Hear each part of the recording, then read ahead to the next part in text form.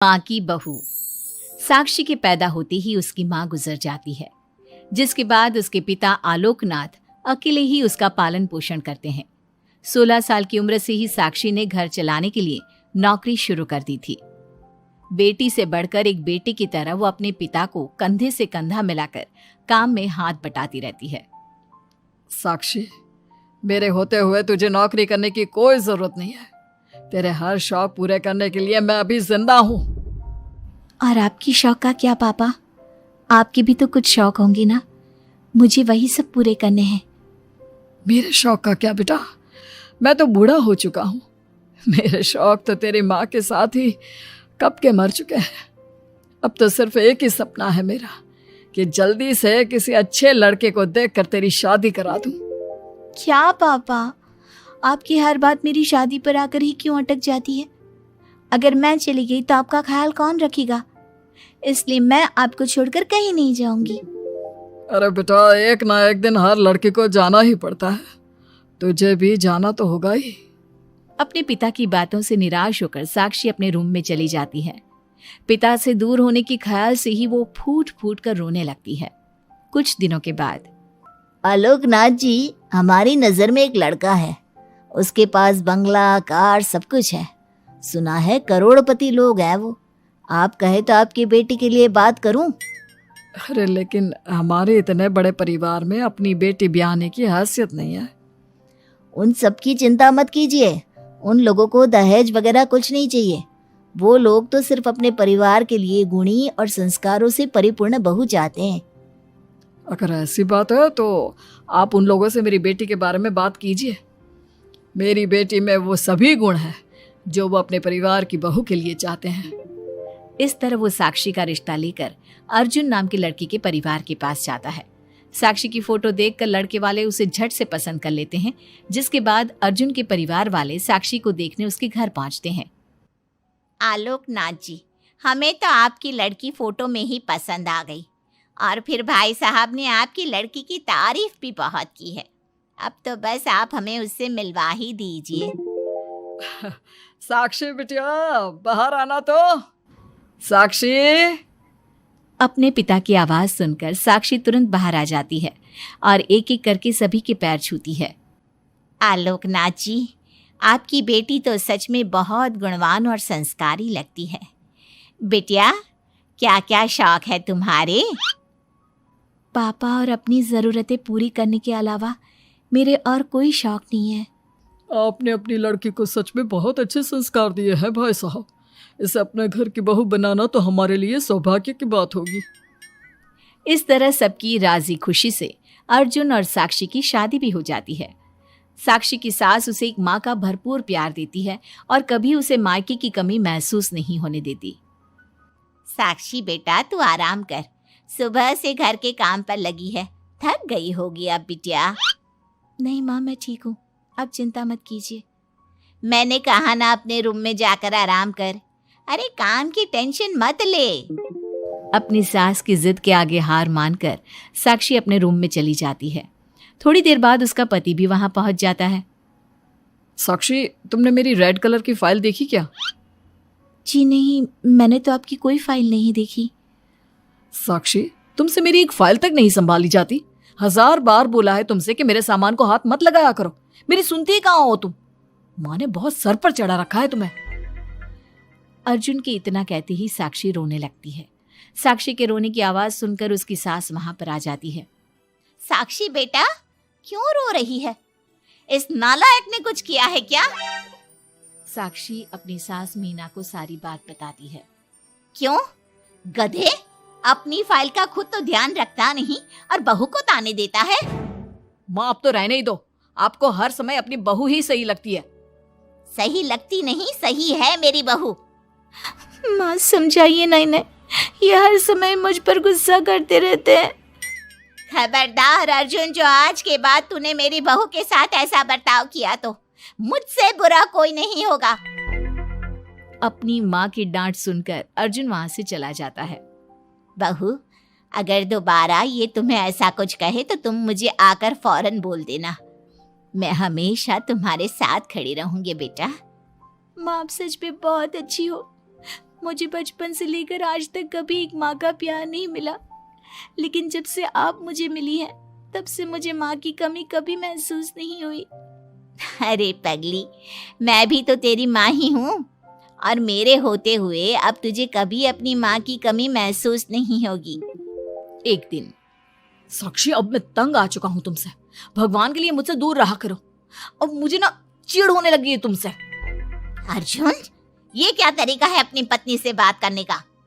माँ प्लीज, आप रोज रोज इसकी पैरवी करने मत आया कीजिए। अरे क्या हुआ? सुबह सुबह तमाशा क्यों लगा रखा है? पापा, आपको पता है, इस साक्षी की वजह से मेरा लैपटॉप खराब हो गया है। ऑफिस का पूरा डाटा इसी में था, और देखिए ना, इसने उसमें चाय गिरा दी। अब मैं अपने बॉस को क्या जवाब दूंगा? माँ, मेरा यकीन कीजिए, मैंने जानबूझकर चाय नहीं गिराई। मैं तो इन्हें दे रही थी चाय, लेकिन इन्होंने ही ठीक से नहीं पकड़ी। अच्छा, तब इसमें भी मेरी ही गलती है। वाह साक्षी, वाह। अर्जुन, तू बहू पर इतना क्यों भड़क रहा है? अब जो हो गया सो हो गया। सुन लेना ऑफिस में थोड़ी सी डांट। अब अपनी बीवी के लिए इतना तो कर ही सकता है ना तू। मैं आपके लिए दूसरा लैपटॉप ले आऊंगी, आप परेशान मत होइए। कोई जरूरत नहीं है उसकी, मैं खुद ले लूंगा। मेहरबानी करके अब मेरे सामान से दूर रहना। इतना कहकर अर्जुन वहां से चला जाता है, जिसके बाद साक्षी फूट फूट कर रोने लगती है। चुप हो जा बेटा, उसकी बातों का बुरा मत माना कर। अरे वो तो पागल है। मीना के इतना कहते ही साक्षी उसे कसकर गले लगा लेती है। माँ, आप नहीं होती तो मेरा क्या होता? मैं बहुत भाग्यशाली हूँ जो भगवान ने मुझे सास के रूप में मेरी माँ लौटा दी है। बेटा, जीवन में ये सब चलता ही रहता है, ऐसी बातों को दिल पर नहीं लगाना चाहिए। चल अब अपने आंसू पोंछ और मेरे साथ काम में हाथ बटा। इतना बोलते ही मीना रसोई की तरफ चल देती है। साक्षी भी अपनी सास के पीछे चल देती है और सभी बातों को भूलते हुए खुशी खुशी काम पर लग जाती है। मन ही मन साक्षी अपनी सास को हर जन्म में अपनी माँ के रूप में मांगने के लिए भगवान से प्रार्थना करती रहती है। ऐसे ही दिन बीतते रहते हैं। मीना हर समय ढाल बनकर अपनी बहू के लिए खड़ी रहती। तभी एक दिन पड़ोसी, मीना, तूने अपने बेटे के लिए यह कैसी बहू चुनी है जिसकी माँ उसके पैदा होते ही गुजर गई? अरे ये तो कुलक्षणी है। ऐसो के घर का तो पानी भी नहीं पीना चाहिए, और तूने उस घर से लड़की चुन ली। ये सब फालतू बातें हैं, ऐसा कुछ नहीं होता। मीना, तूने उस बिन माँ की बहू को बहुत सर पर चढ़ा कर रखा है। अभी भी वक्त है, संभाल ले उसे। कहीं ऐसा ना हो कि तेरे हाथों से फिसल जाए तेरी बहू। ये तुम लोग क्या बोल रही हो? मेरी बहू बाकी बहू जैसी नहीं है, वो तो कोहिनूर से भी कीमती है मेरे लिए। हमारा काम था तुझे समझाना। बहू को कभी भी बेटे से बढ़कर प्यार नहीं देना चाहिए, वरना उन्हें बिगड़ते देर नहीं लगती। और यहाँ तो तेरी बहू बिन माँ के पली बड़ी है। न जाने उसके बाप ने कैसे संस्कार दिए होंगे उसे। चुप करो तुम लोग, मैं अच्छे से समझती हूँ तुम लोग मुझे मेरी बहू के खिलाफ भड़काना चाहते हो। देख मीना, हम तेरी सहेलियां हैं, तुझे भड़काकर हमें कुछ नहीं मिलने वाला, लेकिन बहू को इतना सर पर चढ़ाना ठीक नहीं। हमारा काम तो सिर्फ तुझे आगाह करने का था, बाकी मानना न मानना तेरी मर्जी। चल मीना, अब हम लोग चलते हैं, तू अपना ध्यान रखियो। इतना बोलकर सभी लोग वहां से चले जाते हैं, जिसके बाद मीना घंटों तक सोच में डूब जाती है और अपने बहू के प्रति इतनी सारी बातें सुनकर कहीं ना कहीं उसके मन में भी साक्षी के लिए हीन भावना जन्म लेती है। तभी वहां पर साक्षी भी आ जाती है। माँ जी, ये लीजिए चाय। रख दे और जा। क्या हुआ माँ जी, आप कुछ उखड़ी उखड़ी सी लग रही हैं। कहाँ ना जा यहाँ से, एक बार में तुझे सुनाई नहीं देता क्या? अपनी सास का बदला सा व्यवहार देख साक्षी तुरंत वहां से चली जाती है। अगले दिन, बहू, बहू, कहाँ चली गई? साक्षी! जी जी माँ जी। ये क्या, घर इतना गंदा कैसे हो रखा है? कभी हाथ पैर भी मार लिया कर इधर उधर, वैसे तो सारा दिन घर में नाचती रहती है। मैं अभी पूरा घर अच्छे से साफ कर देती हूँ माँ जी। एक हाथ में झाड़ू और दूसरे हाथ में बाल्टी लिए साक्षी चुपचाप घर के कामों में लग जाती है। शाम में, साक्षी, ऑफिस में मेरी कल बहुत जरूरी मीटिंग है, मेरे कुछ कपड़े प्रेस कर दो, मुझे कल जल्दी निकलना है। जी अभी कर देती हूँ। साक्षी अर्जुन के कपड़े प्रेस कर ही रही होती है, तभी उसके ससुर उसे आवाज लगा देते हैं, जिस पर वो भागते हुए उनके पास जाती है। और थोड़ी देर बाद जब रूम में आती है तो वो देखती है कि अर्जुन के कपड़े बुरी तरह से जल चुके थे। मैंने कहा था ना तुमसे कि कल ऑफिस के मीटिंग में मुझे यही कपड़े पहनने हैं, उसके बाद भी तुमने मेरे कपड़े जला दिए। मुझे माफ कर दीजिए, मुझसे गलती हो गई। ये कोई छोटी मोटी गलती नहीं है, समझ में आ रहा है तुम्हें? शोर की आवाज सुनकर अभय और मीना भी वहां पहुंच जाते हैं। क्या हुआ, तुम दोनों लड़ क्यों रहे हो? पापा देखिए ना, इसने मेरी नई शर्ट जला दी जो मैं कल मीटिंग में पहनने वाला था। बेटा उसे मैंने ही आवाज दी थी, इसलिए वो शायद जल्दबाजी में प्रेस का बटन बंद करना भूल गई होगी। पापा अब आप भी माँ की तरह इसका साथ दे रहे हैं। अर्जुन, इस बार तू सही है और बहू गलत। आखिर वो इतनी लापरवाह हो कैसे सकती है? माँ जी प्लीज मुझे माफ कर दीजिए। अब तुम्हारी सजा ये है कि अभी और इसी वक्त तुम मेरे बेटे के लिए हूबहू ऐसी ही शर्ट ढूंढ कर ले आओ। जाओ। तुम्हारा दिमाग खराब हो गया है क्या? इस समय कहाँ जाएगी हमारी बहू? और अब तो सारी दुकानें भी बंद होने वाली होंगी। अगर दुकानें बंद हो भी गई होंगी तो उसे खुलवा कर मेरे बेटे के लिए शर्ट लेकर आओ। माँ रहने दीजिए, इन सब की कोई जरूरत नहीं है। पापा ठीक कह रहे हैं, इस समय कहाँ जाएगी ये? मैं कोई दूसरा शर्ट पहन लेता हूँ। मैंने जो कह दिया सो कह दिया। अब गलती इसने की है तो सुधारना भी इसे ही पड़ेगा। जाकर शर्ट लेकर आओ। मीना की बातें सुनकर साक्षी रोते हुए वहां से चली जाती है और रात के 10 बजे तक पति के लिए दुकानों पर जाकर कपड़े ढूंढती रहती है। थक हार कर करीब 12 बजे साक्षी कपड़े लेकर घर पहुंचती है। अर्जुन की ऑफिस के मीटिंग के लिए तुम्हें हूबहू वैसे ही कपड़े मिले या नहीं? ये रहे कपड़े मम्मी जी। साक्षी अपनी सास को कपड़े देकर जा ही रही थी कि मीना उसके हाथ में चोट देखती है। ये चोट कैसे लगी तुझे? पता नहीं, जल्दबाजी में शायद किसी चीज से लग गई होगी। इतनी बड़ी हो गई हो, अब अपना ध्यान रखना कब सीखोगी? आप तो जानती ही हैं माँ, मैं बिन माँ की पली बड़ी हूँ। माँ के ना होने के कारण मेरे सर पर इतनी जिम्मेदारियां थी जिन्हें निभाते निभाते मैं खुद का ख्याल रखना ही भूल गई।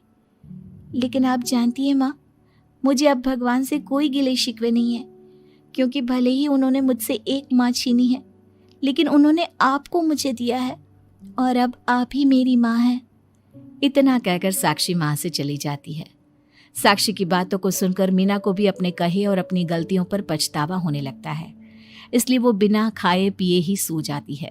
अगले दिन, माँ जी कल का सारा खाना तो ऐसे ही पड़ा है, आपने अच्छे से खाना नहीं खाया था क्या? मुझे भूख नहीं थी कल। साक्षी अपनी सास के दर्द को समझ जाती है और उसका हाथ पकड़ते हुए कहती है, चलिए माँ जी, मैंने आपके लिए आपकी फेवरेट छोले भटूरे बनाए हैं। आपने कल रात से कुछ नहीं खाया था ना, इसलिए सुबह उठते ही मैंने पहले आपके लिए खाना बनाया है। खाना तो तूने भी नहीं खाया होगा ना, चल जाकर पहले तू खा ले। माँ जी क्या हम साथ बैठकर खाना नहीं खा सकते प्लीज? बहुत दिन हो गए हैं। साक्षी के इस तरह बोलने से मीना का दिल पिघल जाता है और वो मान जाती है। साक्षी मीना के लिए खाना लगाती है, जिसका पहला निवाला मीना अपनी बहू को खिलाती है।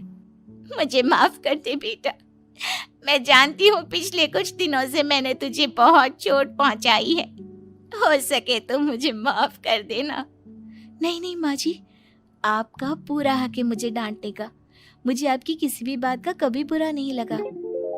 अपनी सहेलियों की बातों में आकर मैंने अपने दिल में तेरे लिए नफरत पाल ली थी, लेकिन कल जब तुझे रोते बिलखते देखा तो मेरी ममता फिर से लौट आई। मुझे माफ कर दे बेटा, मैं एक अच्छी सास नहीं बन सकी। किसने कहा आपसे कि आप अच्छी सास नहीं हैं?